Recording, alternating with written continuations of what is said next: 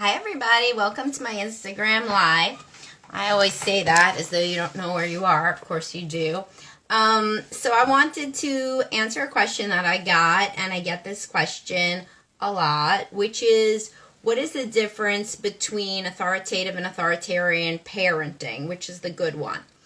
Authoritarian parenting is when you're really strict and harsh. And a lot of people grew up with this sort of more traditional, disciplinarian environment, where they were scared to do anything because they would upset the parents and they would deviate from the rules. Authoritative is warm but firm. But before we get to authoritative, which does sound similar, so people confuse it with authoritarian, there is also permissive. So permissive and authoritarian are on different ends of the spectrum.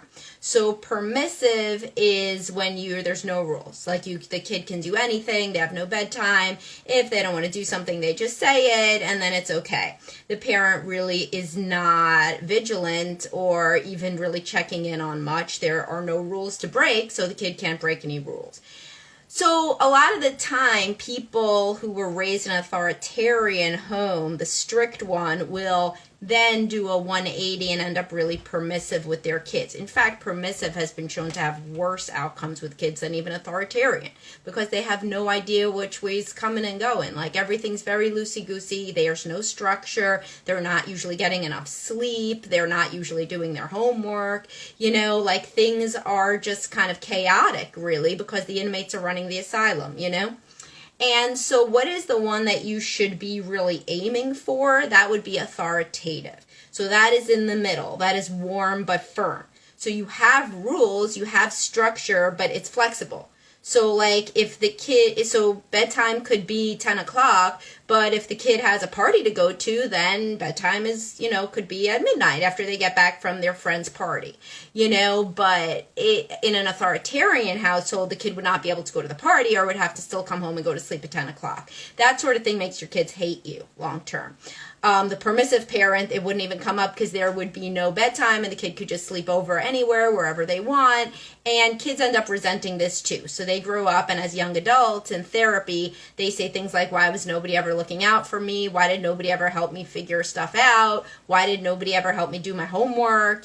So they may like it short term when they're a kid, but then as they get older, they wonder where the parent really was. And frequently the parent was paralyzed by fear. They don't want to end up like their own parent and be super strict. So they vacillate, on everything, and then they just give up. So like when the kids are little, they may have like a bedtime, and then the kid says no. So then they're like, oh, the kid says no, I guess I gotta stop. The kid is upset, and they're terrified of the kid being upset because it reminds them of how upset they used to be, So with intentions of not wanting to ruin a relationship, frequently they just abdicate completely as a parent, which is certainly no good for the kid.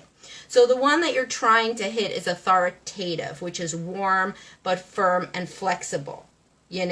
There's some flexibility. There's not always flexibility, but that's the definition of flexibility. Based on the situation and the kid's needs, you respond flexibly, but there is a container. There's like an overarching structure that the child can rely on. All right, guys, hopefully that was useful, and I'll talk to everybody soon.